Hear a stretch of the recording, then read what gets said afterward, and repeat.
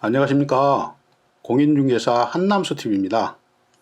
본 강의는 말소 기준권리 사례 시리즈 강의 세 번째로서 가압류가 말소 기준권리가 되는 경우에 대해서 네 가지 예를 들어서 설명을 드리겠습니다. 지금까지 5-1강에서는 건전항권이 말소 기준권리가 되는 경우, 또 5-2강에서는 경매 개시결정 기입등기가 말소 기준권리가 되는 경우에 대해서 설명을 드렸습니다. 이번 5-3강에서는 가압류가 말소 기준권리가 되는 경우에 대해서 설명을 드리겠습니다. 이 5-3강 굉장히 중요합니다. 전 소유자에 대한 가압류가 말소 기준권리가 되는 경우가 있고 그렇지 않은 경우를 설명을 드립니다. 매우 중요한 강의이기 때문에 끝까지 시청을 하셔야 됩니다.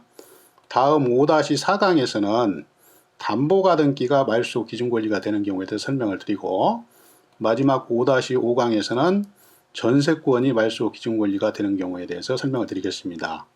이 강의를 끝까지 시청하시면 말소 기준권리에 대한 개념을 정립하는 데 매우 큰 도움이 될 것입니다.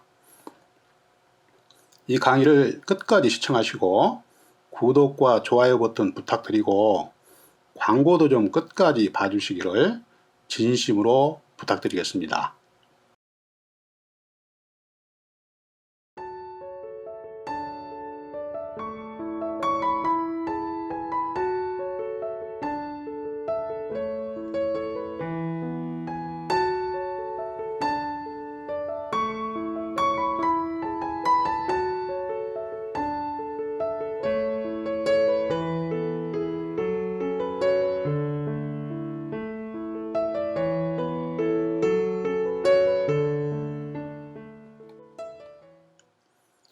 가압류가 말소 기준권리일 때의 사례를 다음과 같은 목차로 네 가지로 구분을 해서 설명을 드리겠습니다. 매우 중요한 강의예요. 첫 번째 사례를 보시면 맨 먼저 임차권이 있어요. 그 다음에 가압류 등기가 되었습니다. 건전항권이 설정이 되어 있어요. 그 다음에 가압류 임차권.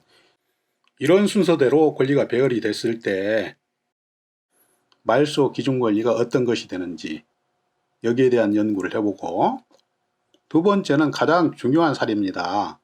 제일 먼저 가압류가 됐어요.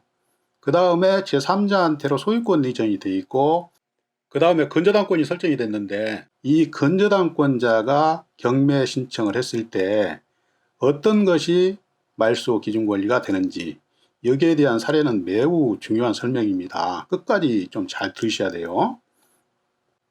다음 세 번째는 가압류가 되어 있고 소유권 이전이 되어 있고 새로운 소유자를 상대로 건전항권이 설정이 되어 있습니다.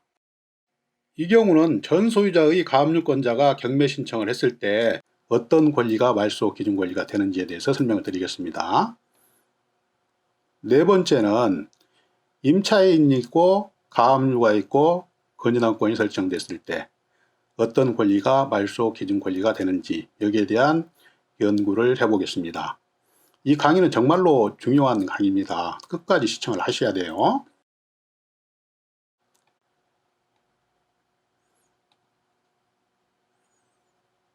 첫 번째 사례를 말씀을 드리겠습니다. 박스 안의 권리를 보시면 1순위는 임차인이 있습니다. 2순위가 가압류가 되어 있어요. 3순위가 건전항권이 설정되어 있습니다. 4순위가 가압류가 되어 있어요. 이런 경우는 어렵지 않게 말소 기준권리를 찾아낼 수가 있겠죠. 보시면 말소 기준권리는 당연히 2번 가압류이고 2번 가압류를 포함한 후순위 권리는 모두 배당받고 소멸이 되는 것입니다. 그런데 문제는 1번 임차인이에요. 1번 임차인은 말소 기준권리 이전에 전입해서 대항력이 있으므로 낙찰자에게 전액 인수가 되든지, 만약에 배당 요구를 안 했으면 당연히 낙찰자가 전액 인수를 해야 됩니다. 그리고 또 확정일자가 있다면 배당 요구를 해서 배당을 받고 부족금에 대해서는 낙찰자가 인수를 해야 된다는 얘기예요. 이 설명 그렇게 어렵지 않습니다. 다음은 두 번째 사례입니다. 이 강의에서 가장 중요한 사례라고 볼 수가 있어요. 권리관계를 보시면 1번은 가압류가 됐습니다. 두 번째는 가압류가 돼 있는 상태대로 제3자한테 소유권이 이전됐어요. 세 번째는 건저당권이 설정됐습니다. 그러니까 새로운 소유자의 채권자가 건저당권 설정을 했다는 얘기예요. 보시면 이 사례는 현 소유자의 채권자인 건저당권자, 그러니까 3번 건저당권자가 경매 신청을 했을 때 1번 가압류권자한테 배당이 되는지 안 되는지 여기에 따라서 말소 기준 권리가 1번 가압류가 될 수도 있고 3번 건저당권이 될 수도 있습니다. 이것은 대법원 판례가 정리를 해주고 있어요. 대법원 판례의 내용을 보도록 하겠습니다. 여기에 대해서 대법원 판례는 집행법원의 매각 절차를 살펴보고 집행법원이 전 소유자에 대한 가압류를 배당한 후에 배당을 해준 후에 소멸을 하는 조건으로 경매가 진행되는지 아니면 그렇지 않고 이 전 소유자에 대한 가압류를 매수인이 인수하는 조건으로 경매를 진행하는지에 따라서 1번 가압류가 말소 기준 권리가 될 수도 있고 3번 건저당권이 말소 기준 권리가 될 수도 있다는 얘기입니다. 보시면 1번 가압류에 대해서 배당 후에 소멸을 하는 조건으로 경매가 진행될 경우에는 당연히 말소 기준 권리는 1번이 되고 그 후순위 권리는 모두 소멸이 된다는 얘기예요. 그 두 번째는 이 1번 가압류를 매수인이 인수하는 조건으로 경매가 진행됐을 경우에는 말소 기준 권리는 3번이 되는 겁니다. 1번 가압류권자에게 배당을 해주지 않고 매수자가 인수하는 조건이기 때문에 말소 기준 권리는 3번 건저당권이 되고 말소 기준 권리 이전의 권리인 가압류는 매수자가 인수를 해야 된다는 얘기예요. 이게 굉장히 중요한 개념입니다. 이렇게 전 소유자에 대한 가압류가 인수 조건인지 아니면 배당 후 소멸 조건인지는 매각물권 명세서에 명기가 되어 있습니다. 다음은 세 번째 사례입니다. 세 번째 사례의 권리관계는 두 번째 사례하고 똑같습니다. 단지 차이가 있다면 두 번째 사례는 새로운 소유자의 채권자인 3번 건저당권자가 경매 신청을 했을 때 1번 가압류의 지위에 대해서 그러니까 말소 기준 권리가 되는지 안 되는지 이것은 경매법원의 입장에 따라 틀리다고 했죠. 그 내용을 설명을 드렸고 이번 사례는 전 소유자의 가압류권자인 1번 가압류권자가 경매 신청을 한 경우에 권리관계를 따져보는 것입니다. 당연히 말소 기준 권리는 1번 가압류가 되는 것이고 이 경우에는 가압류 청구 금액 범위 내에서 가압류권자가 먼저 배당을 받고 소멸을 하고 남은 금액이 있을 때 3번 건저당권자가 배당을 받는다는 얘기예요. 1번 가압류하고 3번 건저당권자가 안분 배당을 하는 것은 아닙니다. 특이한 경우죠.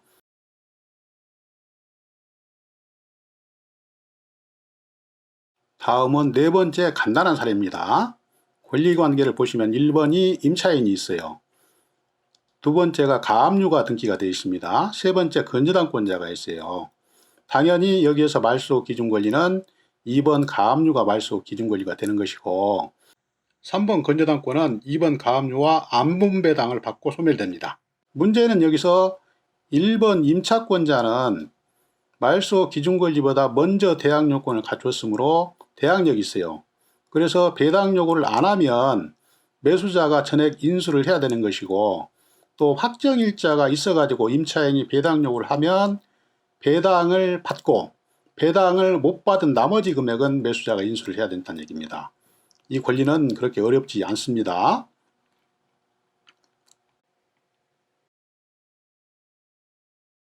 시청자 여러분, 본 강의는 이것으로 모두 마치겠습니다. 저는 앞으로도 말소 기준 권리에 대한 사례 시리즈 강의를 계속해서 보내드리겠습니다. 지금까지는 건저당권과 경매 개시결정 기입등기가 말소 기준 권리가 되는 경우에 대해서 말씀드렸고 이번 강의에서는 가압류가 말소 기준 권리가 되는 경우 사례 4가지를 설명을 드렸습니다. 상당히 중요하죠. 앞으로 두 강의는 담보 가등기와 전세권이 말소 기준 권리가 되는 경우에 대해서 알차게 강의를 준비해서 계속 여러분들을 찾아뵙도록 하겠습니다. 항상 건강하시고 다음 강의에서 또 뵙겠습니다. 감사합니다. 안녕히 계십시오. 시청자 여러분 잠깐만요. 마지막으로 꼭 부탁드릴 말씀이 있습니다.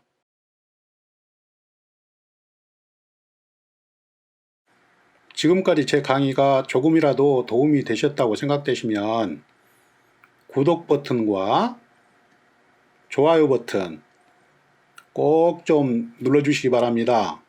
이 구독과 좋아요 버튼은 강의를 하는 저에게 힘의 원천입니다. 잘 좀 부탁드리겠습니다.